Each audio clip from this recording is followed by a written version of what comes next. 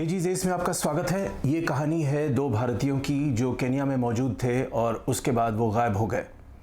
बहुत कुछ किया गया उनके बारे में, बहुत बातें हुई। उनके दोस्तों ने प्राइम मिनिस्टर्स ऑफिस तक को इत्तला की, इंडियन हाई कमीशन नायरोबी में बातचीत की, लेकिन उनका कभी कुछ पता नहीं चल पाया। ये दो हैं जुल्फ़िकार अहमद ख़ान, जो एक प्रोमिनेंट मीडिया एग्जीक्यूटिव थे, मीडिया में काफ़ी उन्होंने काम किया है, और उनके दोस्त ज़ईद समी किदवई, जो एक डिजिटल एक्सपर्ट के नाम से कहलाए जाते थे।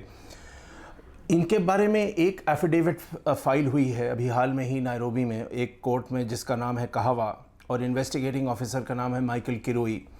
उन्होंने ये कहा है कि ये इन दोनों की मौत हो चुकी है, इन्हें अगवा किया गया, टॉर्चर किया गया और इनकी जान ले ली गई। उसका कारण क्या था ये एफिडेविट नहीं बताता, लेकिन ये ज़रूर बताता है कि इसके पीछे 5 लोगों का हाथ है। वो लोग कौन थे? जहाँ तक ख़बर बाहर निकली है वो DCI से जुड़े हुए थे और स्पेशल सर्विसेज यूनिट के पुलिस ऑफिसर्स थे, डिटेक्टिव्स थे, जो एक्स्ट्रा जुडिशल किलिंग्स उनका मेन काम था, यानी कानून से बाहर लोगों को मारना। ये उनका एक बहुत अहम रोल रहा है। DCI के पहले बॉस थे जॉर्ज किनोटी, और अब प्रेसिडेंट रूटो, जो केन्या के नए राष्ट्रपति बने हैं, उन्होंने इस पूरे यूनिट को बंद कर दिया है काफ़ी प्रेशर में। वहाँ का एक प्रोमिनेंट अखबार है नेशन का कहना है कि इन्वेस्टिगेटिंग ऑफिसर, जिनका नाम है विलियम किबेट, उन्होंने एक स्वॉर्न एफिडेविट में कोर्ट को इत्तला किया कि 5 लोग इसमें शामिल थे। वो कौन थे? किबेट का कहना है कि एक शख्स का नाम था एम्बाया, और उनके जो ख़ास दोस्त थे किप्सोई, वो उस समय ओले सेरिनी होटल में मौजूद थे जहाँ पे ये 2 भारतीय गए रात में, और उनका काम था इन पे ख़ास निगरानी रखना। और जो उन्होंने किया, इनके जो 7 और थे, 3 और थे, उनका नाम है माटुंडा, बुरीथी और गिकोनियो। ये सब पाँचों के पाँचों डिटेक्टिव्स थे SSU के यूनिट में। और इन्होंने जैसे ही वो लोग बाहर निकले, करीब 1 बजे के आसपास, एक टोयोटा सेडान में वो बैठे, उन्हें वहीं से अगवा किया गया और गायब कर दिया गया। डेनिस इटुम्बी एक बहुत ही ख़ास नाम है, क्योंकि डेनिस इटुम्बी जब रूटो अपना कैंपेन लड़ रहे थे तो पूरे उनके जो डिजिटल कैंपेन का जो इंचार्ज था, जो फेस था, वो डेनिस इटुम्बी ही थे। और उनका कहना है, उन्होंने फेसबुक में लिखा है कि किदवई और जुल्फ़िकार, ये दोनों ने उनके साथ काम किया था। Kenya kwanza digital campaign team के वो हिस्सेदार भी थे। हालांकि इटुम्बी का कहना है कि उन्होंने पैसे नहीं लिए किसी भी काम के लिए, लेकिन वो बहुत करीबी तरह से जुड़े हुए थे। उन्होंने आइडियाज़ दिए, ग्राफिक्स दिए, डिज़ाइन में मदद की, और एक आध कोर्ट्स में उन्होंने कहा, एक बार तो उन्होंने 1000 किस्म के आइडियाज़ और डिज़ाइन दिए, जो उनकी टीम के लिए बहुत ज़्यादा था। वो काफ़ी करीब आ गए, ख़ास दोस्त बन गए, और शायद इसी वजह से उनको ये हर्जाना भुगतना पड़ा। क्योंकि डेनिस का कहना है कि कहीं ना कहीं ये दोस्ताना ताल्लुकात से ये हुआ कि कई दोस्त उनके कॉमन दोस्त बन गए, और जो दुश्मन थे वो भी कॉमन बन गए।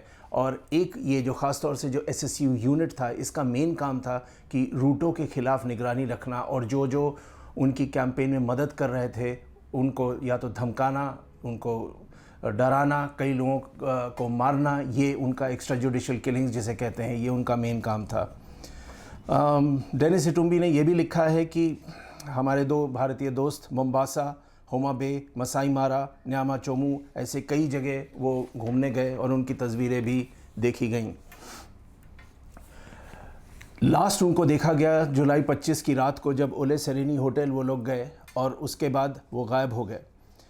कारण ये हो सकता है, सबसे जो ज़्यादा समझ में आता है लोगों को, वो ये है कि इन्होंने प्रेसिडेंट रूटो की उस समय मदद की उनके प्रेसिडेंशियल कैंपेन में, और उसकी वजह से ये उस पे रेडार पे आ गए, जिसमें 21 डिटेक्टिव्स थे SSU यूनिट के, और उसमें से 5 जिनका नाम मैं ले चुका हूँ वो शामिल हैं, जिनको अभी वो हिरासत में हैं, और 21 डिटेक्टिव्स को इंटरनल अफेयर्स यूनिट अभी भी उनसे बातचीत वो जारी रखी हुई है।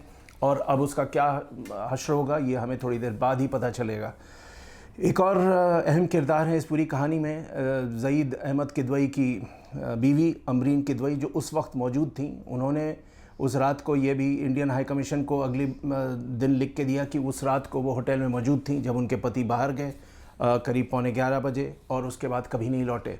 1 बजे उन्होंने कोशिश की बातचीत करने की, लेकिन उनका फ़ोन स्विच ऑफ था और उसके बाद वो कुछ नहीं कर पाई। अगले दिन जब वो होटल पहुंची, सीसीटीवी फुटेज में उन्होंने साफ देखा इन दोनों को, और ये भी देखा कि जब वो बाहर निकले तो टोयोटा सेडान में वो बैठे, जो तीसरा ड्राइवर था उसके साथ वो लोग निकले। ये तीनों तब से गायब हैं।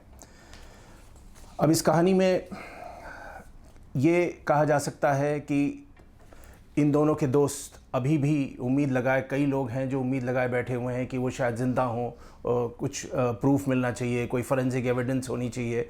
लेकिन जो भी केनियन मीडिया से निकल कर आ रहा है वो ये है कि ये 3 को अगवा किया गया इन 5 लोगों द्वारा। उनको एक कंटेनर में रखा गया, उनको टॉर्चर किया गया, बेरहमी से मारा गया और एबरडेयर नेशनल पार्क में उनको वहाँ पे फेंका गया। लेकिन कहाँ फेंका गया, क्या उनके कपड़ों के या कुछ भी अंश मिले हैं, ये अब तक बाहर नहीं आया है। लेकिन एक बात बहुत ही साफ़ है कि ये इन दोनों को इस रोग यूनिट ने मारा और प्रेसिडेंट रूटो बहुत ही प्रेशर में रहे हैं। उन्होंने डिसबैंड तो कर दिया है, लेकिन अभी तक उनके दोस्तों की यही उम्मीद है कि शायद वो वापस लौटें। ये चीज़ें इस देखने के लिए आपका बहुत बहुत शुक्रिया।